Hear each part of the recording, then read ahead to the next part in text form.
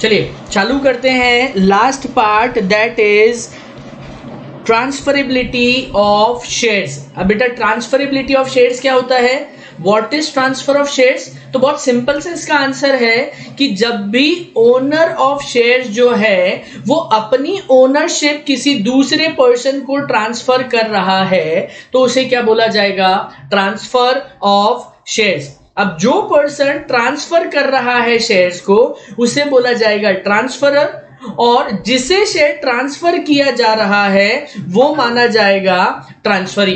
Clear? तो what is transfer of shares? तो transfer of shares is transfer of ownership from one person to another, जिसमें जो पैसा transfer कर रहा है उसे क्या बोला जाएगा, ट्रांसफरर, और जिसे शेयर्स ट्रांसफर किए जा रहे हैं वो माना जाएगा ट्रांसफरी। क्लियर बेटा? नेक्स्ट इज ट्रांसफर और ट्रांसमिशन ऑफ सिक्योरिटीज। तो section 56 of companies act 2013, section 56 of companies act 2013 deals with transferability of shares. Clear बेटा? कि transfer and transfer of securities से रिलेटेड जो प्रोविजन है दैट इज सेक्शन 56। अब ये दो रेफरेंस में बात करता है। The very first one is with reference to public company and second one is private company. Public company में वो नॉर्मल सी चीज बोलते हैं कि पब्लिक कंपनी में शेयर्स जो है वो फ्रीली ट्रांसफरेबल होते हैं, वेयर एज प्राइवेट कंपनी में there is a restriction to transfer. Now बेटा there is difference between restriction and prohibition. Prohibition ये बोलता है कि आप ये पर्टिकुलर चीज कर ही नहीं सकते हो, वेयर एज प्रोहिबिशन रेस्ट्रिक्शन क्या कहता है कि आप ये चीज कर तो सकते हो। प्रोहिबिशन टोटली डिनाई करता है कि ये चीज प्रैक्टिकली पॉसिबल नहीं है। प्राइवेट कंपनी में रेस्ट्रिक्शन टू ट्रांसफर है, मतलब सर्टेन सर्कमस्टेंसेस में हम अलाउ करेंगे बट वो मार्केटेबल सिक्योरिटीज शेयर्स नहीं मानी जाएगी। तो shares of private company are not marketable securities. क्यों बेटा? Because there is restriction to transfer the shares. Clear? अब there are restriction upon transfer of shares in private company that are not applicable in following cases. पहला क्या बोलता है, on the right of member to transfer his or her shares in case where the shares are to be transferred to his or her representative। अगर आपके representative को share transfer किए जा रहे हैं तो कोई रेस्ट्रिक्शन आपके ऊपर लगने वाला नहीं है। Next is common in the event of death of share holder. अगर शेयर होल्डर का डेथ हो गया है, उसके लीगल रिप्रेजेंटेटिव्स को शेयर ट्रांसफर किए जा रहे हैं, in that particular situation restriction काम नहीं आएगा। Next is in respect of shares which are proposed to be issued on right basis. Existing members को जब क्या किया जा रहा है, शेयर्स इशू किया जा रहा है तो उन्हें राइट टू रिनाउंस भी रहता है। अगर वो राइट टू रिनाउंस कर रहे हैं तो उस पर्टिकुलर सिचुएशन में restriction on transfer of shares applicable नहीं होगा। Next is restriction on right to transfer shares is generally placed by using following two method। पहला मेथड क्या है बेटा, right of preemption. Clear? And दूसरा है valuation of shares under preemption clause. Simple सी बात करता है ये कि अगर कोई मेंबर इच्छा रखता है कि मैं कुछ शेयर्स या सारे शेयर्स मार्केट में बेच दूं तो वो एग्जिस्टिंग मेंबर्स के अलावा किसी और को ये शेयर्स ट्रांसफर नहीं कर सकता है।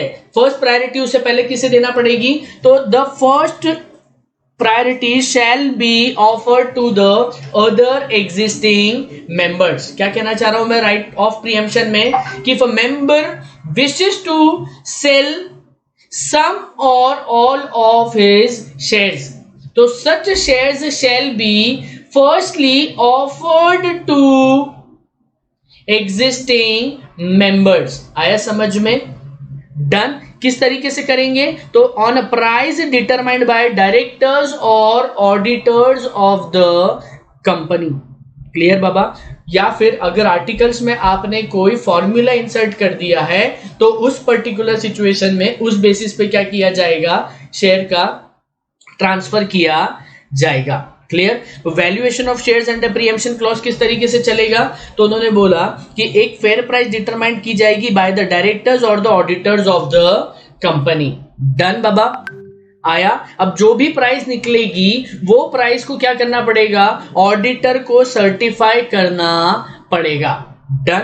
Next is power of directors to refuse registration of transfer of shares.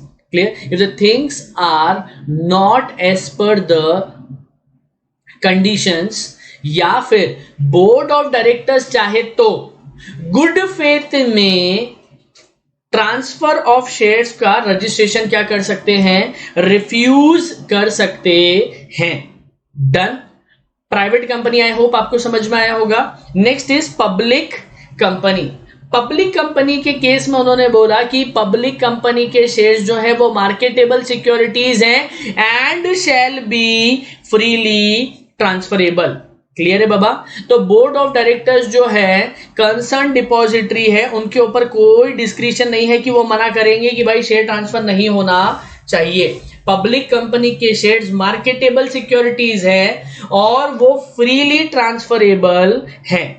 Clear है। अब ये जो भी पर्टिकुलर ट्रांसफर होगा ये सारा की सारा होता है बेटा कॉन्ट्रैक्ट ऑफ या फिर अरेंजमेंट के बीच में। क्लियर है कि दो या दो से ज्यादा पर्सन अगर कोई भी ट्रांसफर ऑफ सिक्योरिटीज कर रहे हैं तो उस पर्टिकुलर सिचुएशन में it shall be enforceable as a contract. Done बेटा, आ गया। Next is instrument of transfer to be presented to the company. नाम से क्लियर है कि आपको एक फॉर्म सबमिट करना पड़ेगा किसे, कंपनी को, जिसमें यह बताया जाएगा कि भाई हम क्या कर रहे हैं, शेयर ट्रांसफर करने का इंटेंशन रख रहे हैं। फॉर्म कौन सा रहेगा बेटा, तो फॉर्म रहेगा SH4। डन, आया समझ में। ठीक। अब SH4 कब है, तो उन्होंने बोला अगर आपको पब्लिक कंपनी के केस में शेयर ट्रांसफर करना है तो उस पर्टिकुलर सिचुएशन में आपको कंपनी को इंटीमेट जो किया जाएगा that shall be in form SH4। अब बेटा अगर कंपनी के शेयर्स जो हैं वो पार्टली पेड अप शेयर्स हैं तो उस सिचुएशन में आपको ट्रांसफरी को एक नोटिस देना पड़ता है कि साहब आपको जो शेयर्स ट्रांसफर किए जा रहे हैं ट्रांसफरर द्वारा वो सारे की सारे क्या हैं, पार्टली पेड अप हैं। क्लियर। और जब तक आप कंसेंट नहीं दोगे जब तक हम ये वाले पार्टली पेड अप शेयर्स आपके नाम पर रजिस्टर करने वाले नहीं है। तो जब भी आप पार्टली पेड अप शेयर्स का रजिस्ट्रेशन करते हैं और उसके लिए आप क्या कर रहे हैं, ट्रांसफरी को नोटिस दे रहे हैं, तो आपको फॉर्म सबमिट करना पड़ेगा SH5 में बेटा। क्लियर। अब time limit for delivery of certificate is very common. 1 month के अंदर अंदर आपको क्या करना पड़ेगा, सर्टिफिकेट्स डिलीवर करना पड़ेंगे। क्लियर। अगर कोई भी ट्रांसफर या ट्रांसमिशन ऑफ सिक्योरिटीज हो रहा है तो 1 मंथ के अंदर अंदर आपको क्या करना पड़ेगा, सामने वाले पर्सन को शेयर सर्टिफिकेट डिलीवर करना पड़ेगा। डन। अब next is transfer of securities by legal representative. In case of death legal representative जो है वो क्लेम करेंगे बेटा। तो उन्होंने बोला कि उस पर्टिकुलर सिचुएशन में आपको सेक्शन 56 का सबसेक्शन 5 फॉलो करना पड़ेगा। क्या कहता है ये, इन case of death of holder of any security the transfer of such a security by legal representative of the deceased shall be valid। कि मरने के केस में लीगल रिप्रेजेंटेटिव को जो शेयर्स मिलेंगे डिसीज्ड पर्सन के वो जब ही वैलिड माने जाएंगे जब even though the legal representative is not the holder of such securities as if the legal representative were the holder of such securities। मतलब कि इस पर्टिकुलर सिचुएशन में जो भी डिसीज्ड पर्सन है उसे लीगल रिप्रेजेंटेटिव को अगर शेयर सर्टिफिकेट शेयर ट्रांसफर किए जा रहे हैं तो वो वैलिड माना जाएगा। डन बेटा। Next is penalty. अगर आपने इन प्रोविजन को फॉलो नहीं किया तो ऑफिसर जो डिफॉल्ट में है उसके ऊपर पेनल्टी लगेगा 50,000 रुपीज का। डन, आ गया। इसके बाद उन्होंने बोला stamp duty payable and affixation cancellation of stamps at the time of transfer of shares. बेटा जब भी शेयर ट्रांसफर होगा जब आपको स्टैम्प एक्ट के अकॉर्डिंग उसके ऊपर जितनी भी स्टैम्प ड्यूटी लग रही है वो पे करना पड़ेगी। यस बेटा, इंडियन स्टैम्प एक्ट 1899 के हिसाब से क्या कहता है कि whenever there is transfer of interest, definition समझ लेना, जब भी एक पर्सन के इंटरेस्ट या राइट्स किसी दूसरे पर्सन को ट्रांसफर हो रहे हैं तो सरकार बोलती है उसके ऊपर चुपचाप से क्या पे कर दीजिए, स्टैम्प ड्यूटी पे कर दीजिए। तो इस पर्टिकुलर सिचुएशन में वो बोल रहे हैं कि जब ट्रांसफर या ट्रांसमिशन हो रहा है तो ट्रांसफर के केस में आपको क्या करना पड़ेगा, स्टैम्प ड्यूटी पे करना पड़ेगी। डन बेटा, आई होप समझ में आ रहा होगा। और जो भी स्टैम्प आपने उसके ऊपर स्टिक किया है वो एडेसिव स्टैम्प को क्या करना पड़ेगा, आपको कैंसल करना पड़ेगा ताकि उसे रीयूज नहीं किया जा सके। आई होप आपको समझ में आ रहा होगा। डन, आया बेटा समझ में। अब अपन चलते हैं आगे। Statutory remedy in case board refuses registration of transfer और ट्रांसमिशन ऑफ शेयर्स। तो उस पर्टिकुलर सिचुएशन में दोनों एस्पेक्ट से बताया गया है कि प्राइवेट कंपनी में अगर बोर्ड मना कर देता है कि हम आपके शेयर ट्रांसफर रजिस्ट्रेशन नहीं करने वाले हैं, और पब्लिक कंपनी में अगर विदाउट एनी सफिशिएंट कॉज आपके शेयर ट्रांसफर को रजिस्टर करने से मना कर दिया गया है, so what are the remedies available in law, जिसके तहत आप क्या कर पाओगे, एक सोल्यूशन प्रोवाइड कर पाओगे। तो if a private company limited by shares refuses to transfer to register the transfer or transmission of the rights of securities, उस पर्टिकुलर सिचुएशन में आपके अगेंस्ट में क्या किया जाएगा, तो उन्होंने बोला अगर आप जब भी रिफ्यूज कर रहे हो तो 30 डेज के अंदर अंदर अगर आपने क्या किया है, ट्रांसफर नहीं किया है, तो उस पर्टिकुलर सिचुएशन में आपको इंटीमेशन देना पड़ेगा, नोटिस भेजना पड़ेगा कि what are the reason for refusal to register the transfer और ट्रांसमिशन। क्लियर है। अब उस पर्टिकुलर सिचुएशन में ट्रांसफरी के पास ये राइट रहता है कि he can appeal to tribunal against the refusal within a period of 30 days from the date of receipt और नोटिस, एंड इन केस कोई नोटिस या कोई इंटीमेशन नहीं आया है कंपनी की तरफ से तो within a period of 60 days from the date on which the instrument or the transfer intimation of transmission was delivered in the company. क्या कह रहा है बेटा कि private company limited by shares जो है उसमें अगर कल से कोई भी आपके शेयर ट्रांसफर रजिस्टर करने से मना कर देता है तो उस पर्टिकुलर सिचुएशन में 30 डेज के अंदर अंदर आप क्या कर दीजिए, उनको रीजन दे दीजिए और आपको नोटिस भी देना पड़ेगा उनको ये बताते हुए कि what are the reasons for refusal. इसके बाद उन्होंने बोला कि अगर ट्रांसफरी उस रीजन से सेटिस्फाइड नहीं है तो वो 30 डेज के अंदर अंदर इंटीमेशन से ट्रिब्यूनल को अपील कर सकता है या फिर वो विद इन 60 डेज ट्रिब्यूनल को अपील कर सकता है अगर कोई भी नोटिस रिसीव नहीं हुआ है तो जिस दिन वो भाई साहब ने अप्लाई किया था उस दिन से 60 डेज के अंदर अंदर क्या करेगा, वो ट्रिब्यूनल को अपील कर सकता है। पब्लिक कंपनी के केस में उन्होंने समझाया कि अगर बिना किसी सफिशिएंट कॉज के आपके ट्रांसफर ऑफ सिक्योरिटीज को रजिस्टर करने से मना कर दिया है with in a period of 30 days अगर इंटीमेशन से, या फिर सेम बेटा 60 डेज अगर कोई भी इंटीमेशन नहीं मिला है तो आप विद इन 90 डेज, लिखिए जल्दी फटाफट यहां पर, विद इन 90 डेज क्या कर सकते हैं, ट्रिब्यूनल को अपील कर सकते हैं। डन बेटा।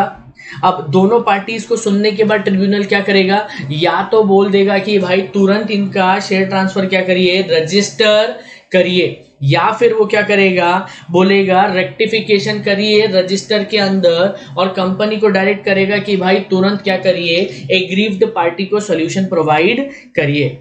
क्लियर। अगर कोई ट्रिब्यूनल के ऑर्डर की भी सुनने को तैयार नहीं है तो भैया जेल होगी आपको for a term not less than 1 year which may extend to 3 years and with fine which shall not be less than 1 lakh rupees और एक्सटेंड हो सकता है 5 lakh rupees तक। डन बेटा। आई होप आपको चीजें क्लियर होते जा रही है। Now rectification of register of member, section 59, थोड़ा ध्यान से समझने की कोशिश करते हैं। रेक्टिफिकेशन क्या होता है बेटा, कि कोई चीज गलत है उसको सही करने का बोला जा रहा है। Done, that is termed as rectification. गलत को सही करने को क्या बोला जाता है, टू रेक्टिफाई। अब सेक्शन 59 प्रोसीजर बताता है कि किस तरीके से ट्रांसफर ऑफ सिक्योरिटीज के केस में जो रजिस्टर ऑफ मेंबर है उसे रेक्टिफाई किया जा सकता है।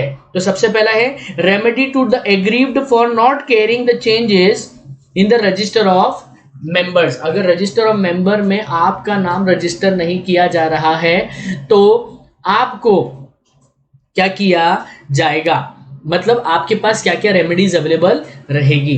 तो उन्होंने बोला इफ विदाउट सफिशिएंट कॉज, या तो आपका नाम लिख दिया गया रजिस्टर ऑफ मेंबर में, या फिर आपका नाम जो है विदाउट सफिशिएंट कॉज हटा दिया गया है, या फिर अननेसेसरी डिफॉल्ट या अननेसेसरी डिले किया जा रहा है आपका नाम इंसर्ट करने में, या फिर आपका नाम जो है वो सीज टू बी मेंबर है और आपका नाम अननेसेसरी इन्होंने क्या करके रखा है, डिफॉल्ट में चढ़ा कर रखा हुआ है।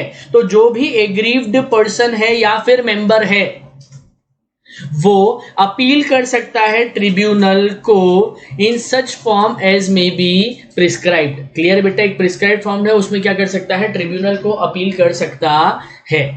डन। अब उन्होंने बोला अगर फॉरेन मेंबर है या फिर डिबेंचर होल्डर है जो इंडिया के बाहर रह रहा है तो कॉम्पिटेंट कोर्ट जो भी आउटसाइड इंडिया है उसके जुरिस्डिक्शन के हिसाब से क्या कर दिया जाएगा, सेंट्रल गवर्नमेंट के नोटिफिकेशन को ध्यान में रखते हुए वहां पे रजिस्ट्रेशन के रजिस्टर के रेक्टिफिकेशन के लिए एप्लीकेशन फाइल की जा सकती है। डन। अब ऑर्डर ऑफ ट्रिब्यूनल, अब बेटा दोनों पार्टीज को सुनने के बाद 10 दिन के अंदर अंदर या तो ट्रिब्यूनल क्या बोलेगा, आई hereby accept or I hereby reject. Clear बेटा। Done. Next is contravention of the provision of the law. अगर किसी ने कोई भी कॉन्ट्रावेंशन करा तो रेस्पेक्टिव एक्ट में जो भी पेनल्टी लिखी हुई है वो आपके ऊपर लगा दी जाएगी। डन।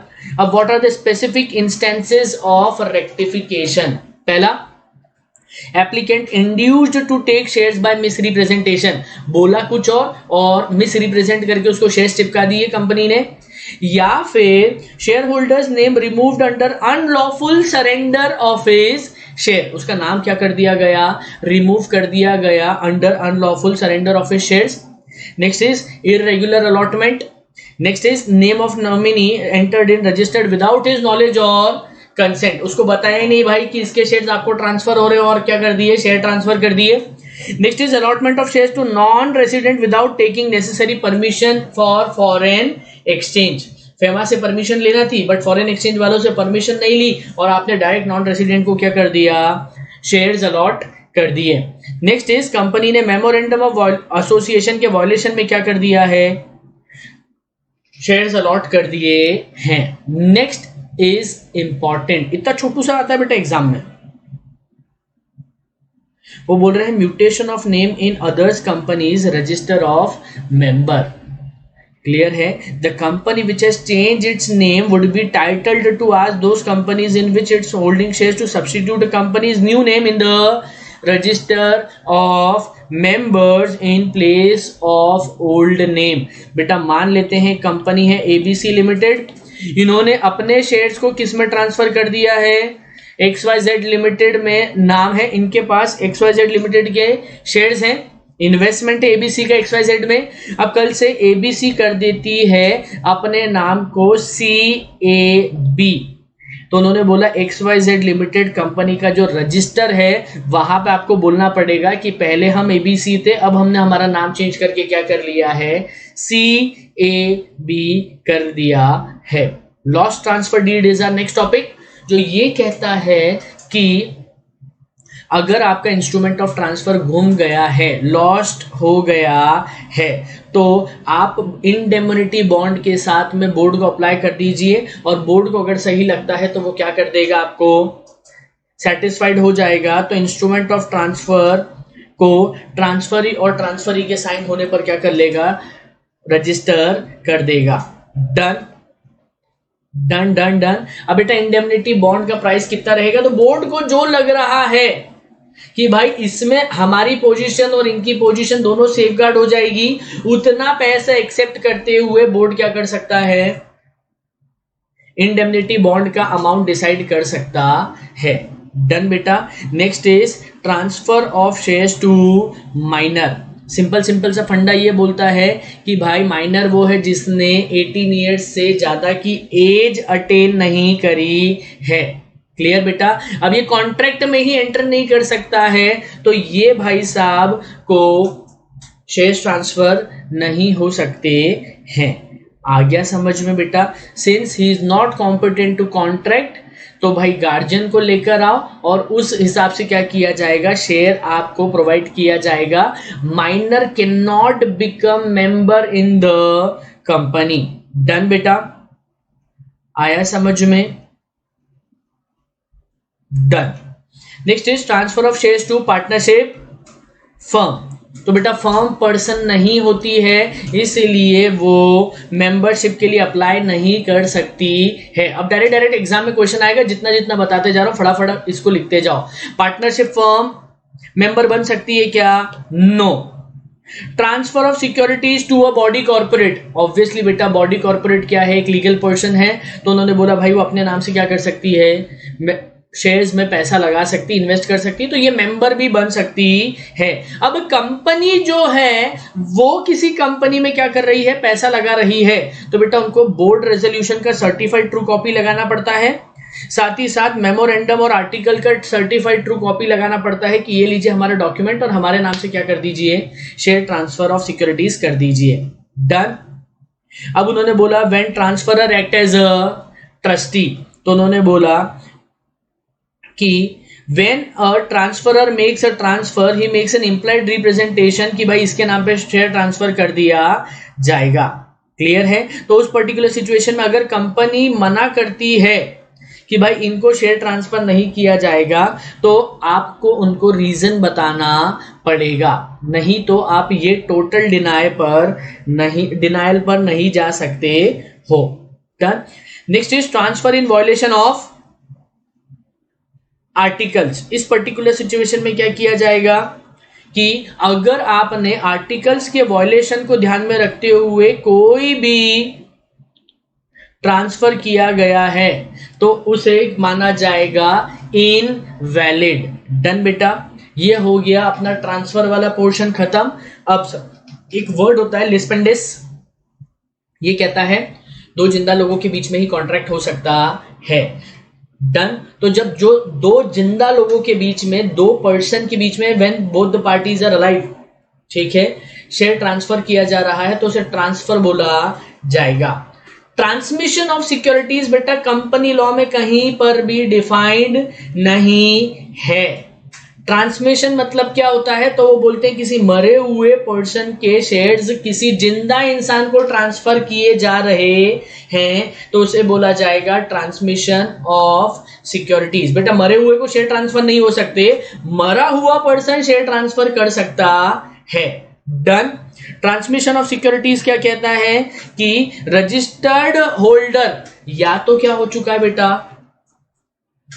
डाइज, या फिर एडजुडिकेटेड इंसॉल्वेंट, ठीक है, या फिर कंपनी है और वो लिक्विडेशन में जा रही है, तो उस पर्टिकुलर सिचुएशन में जो शेयर की ओनरशिप चेंज हो रही है उसे बोला जाएगा ट्रांसमिशन ऑफ सिक्योरिटीज। क्लियर बेटा। अब इसकी भी अलग अलग पर्सपेक्टिव है। Transmission in case of sole owner. Done. तो जब जिंदा है उसको ट्रांसफर कर दीजिए। Transmission of shares to widow, window नहीं है, विडो, विडो इज विधवा। डन। अगर विडो अप्लाई कर रही है कि भाई मेरे पति थे जो ऑफ हो गए, तो उस पर्टिकुलर सिचुएशन में आपको प्रूव करना पड़ेगा कि आपके पति थे और ये ऑफ हो चुके हैं। डन। और आपको लगाना पड़ेगा सक्सेशन सर्टिफिकेट, मतलब मैरिज, कि भाई मैं इनकी क्या हूं, होल एंड सोल पत्नी हूं, मेरे नाम पर क्या कर दिया जाए, शेयर ट्रांसफर कर दिए जाए। डन। आ रहा है बेटा समझ में? इसके बाद है ट्रांसमिशन ऑफ जॉइंट होल्डिंग, जब शेयर्स एक से ज्यादा लोगों के पास में ओनरशिप में है उसे बोला जाएगा जॉइंट होल्डिंग। तो इट डिपेंड्स ऑन सिचुएशन। उन्होंने बोला survivor shall be only person to be recognised by the company as having title to the shares. Clear है? तो जो जिंदा है जॉइंट नेम में, उसे जो जिंदा है उसे क्या कर दिया जाएगा? शेयर ट्रांसफर कर दिया जाएगा। अब distinction between share transfer and transmission is for reading purpose only. इसको एक बार रीड कर लेना बेटा। किस्मत बहुत अच्छी हुई तो आईसीएसआई शायद आपको 3 नंबर में क्वेश्चन पूछ लेगा, वैसे तो बंद कर दिया उन्होंने खैरात बांटना बेटा। डन। आई होप आपको यहां तक समझ में आया होगा। डन। अगर कल से कोई भी फॉर्ज्ड ट्रांसफर होता है, धोखाधड़ी के थ्रू आपने गलत पेपर बनाकर अगर डॉक्यूमेंट ट्रांसफर करे हैं, तो वो सारा की सारा क्या माना जाएगा बेटा? इलीगल। अगर एक भी ऑब्जेक्शन आता है, प्रूफ हो जाता है, तो वो इलीगल माना जाएगा और उस ट्रांजैक्शन की कोई वैल्यू नहीं मानी जाएगी। डन। आया बेटा? Third is transposition of name. अगर जॉइंट होल्डिंग में है तो पहला नाम जिसका है और दूसरा नाम जिसका है, उनके नाम को जब इंटरचेंज किया जा रहा है रजिस्टर ऑफ मेंबर में, तो उसे बोला जाएगा ट्रांसपोजिशन ऑफ नेम्स। डन बेटा? आ गया? डन। ठीक। इफेक्ट ऑफ ट्रांसफर क्या माना जाएगा? कि भाई ट्रांसफर का नाम काटकर रजिस्टर ऑफ मेंबर में ट्रांसफरी का नाम डाल दिया जाएगा और अगर जरूरत पड़ती है तो उन्हें क्या कर दिया जाएगा? टाइटल परफेक्ट प्रोवाइड कर दिया जाएगा कि आज से आप हैं कंपनी के नए शेयर होल्डर। डन। सफिशिएंट बेटा? आई होप आपको समझ में आया होगा कि क्या था ये चैप्टर। हमने पार्ट ए से लेकर ई तक सारे के सारे डिस्कस करे। इसके बाद भी अगर आपको कुछ डाउट आता है तो feel free to ask. Clear बेटा? एक और 2 टर्मिनोलॉजी आएगी आपको, डीमटेरियलाइजेशन एंड रीमटेरियलाइजेशन। ये भी बेटा पुराने जमाने की बेकार चीज, एग्जाम में आती थी पहले, अब तो बहुत पूछते ही नहीं है, ना के बराबर। कॉमन कॉन्सेप्ट ये बोलता है कि भाई पहले शेयर सर्टिफिकेट फिजिकल फॉर्म में चलते थे, अब ये हो गए हैं इलेक्ट्रॉनिक फॉर्म में। ठीक है बेटा? तो जब भी आप फिजिकल शेयर सर्टिफिकेट को इलेक्ट्रॉनिक फॉर्म में कन्वर्ट कर रहे हो तो उसे क्या बोला जाएगा? डीमटेरियलाइजेशन। और जब भी इलेक्ट्रॉनिक से फिजिकल में शिफ्ट हो रहे हो तो इसे बोला जाएगा rematerialisation of securities. That's it for the day बेटा। आई होप ये चैप्टर जो इतना इंपॉर्टेंट और इतना लेंथी चैप्टर था, ये फटाफट आपको समझ में आ गया होगा। चलिए, thank you so much. We shall meet again.